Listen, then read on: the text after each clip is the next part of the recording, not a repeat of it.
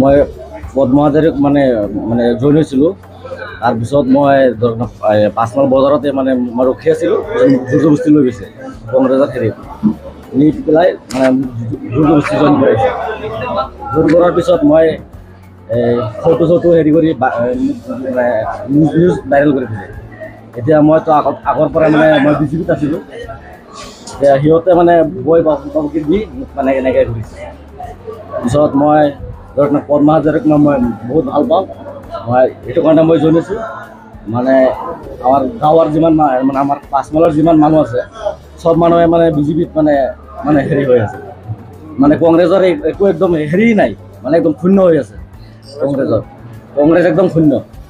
মানে সেইটো কাৰণে মই কৈছোঁ চবেই মিলি পদ্মা হাজৰিকক হেৰি কৰি আমাৰ নেতৃত্ব মানে চবেই পদ্মা হাজৰিকক আগবাঢ়াই লৈ যাব লাগে। মানে কংগ্ৰেছৰ একো হেৰি নাই মানে।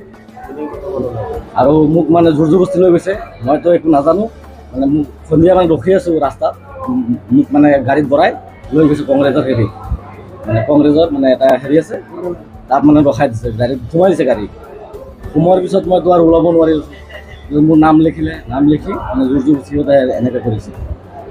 কৰাৰ পিছত মই পিছত উভতি আহিছোঁ ঘৰৰ পৰা, তাৰ পৰা ঘূৰি আহিছোঁ। তাৰপিছত মানে মানুহে চবেই মোক বেয়া পাই আছে। বিজেপিত জইন হৈছোঁ, হোৱাৰ পিছত আকৌ কংগ্ৰেছত গৈছোঁ। মই একচুৱেলি কংগ্ৰেছত যোৱাই নাই, মানে মোক জোৰজবস্তি লৈ গৈছে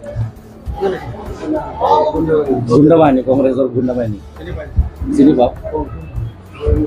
জহিৰুল ইছলাম আৰু ধৰক আৰু কেইটামান লগৰ আছে, আৰু ধৰক তেজপুৰৰ এটা মানুহ আছে, সি মানে এনেকৈ কৰিছে। আকৌ বিজেপিত জইন কৰিছে আজি।